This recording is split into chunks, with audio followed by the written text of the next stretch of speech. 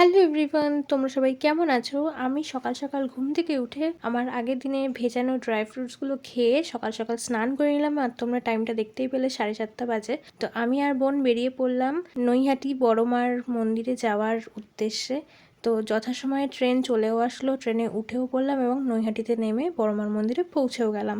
আর অদ্ভুতভাবে সেই দিন আমাদের একদমই বেশিক্ষণ লাইনে দাঁড়াতে হয়নি। লাইন অনেকটা লম্বা হওয়া সত্ত্বেও কিন্তু লাইন অনেক তাড়াতাড়ি এগিয়ে গেছে এবং তাড়াতাড়ি আমরা পুজোটাও সেরে চলে এসেছিলাম। তোমরা আমার ভিডিও বা মিনি ব্লগ যারা আমার রেগুলার দেখো তারা জানবে যে আমি ঠিক 1 বছর আগেই বড়মার মন্দিরে এসেছিলাম, আর সেখানে আমরা 5 ঘন্টা লাইনে দাঁড়িয়ে থেকে অ্যাট লাস্ট পুজো দিতে পেরে। তো এইবারটা তা হয়নি। তো পুজো দিয়ে আমরা ভাবলাম একটু গঙ্গার পাড়ে যাই। আর হ্যাঁ, তোমরা যারা এখানে পুজো দেবে ভাবছো তো তারা বাড়ি থেকেও ডালা সাজিয়ে নিয়ে আসতে পারো বা এখান থেকেও ডালা কিনতে পারো। আমাদের পুজো দেওয়া কমপ্লিট, এখন কোথায় যাচ্ছে সেটা আসছে নেক্সট পার্টে। তো সাবস্ক্রাইব করো।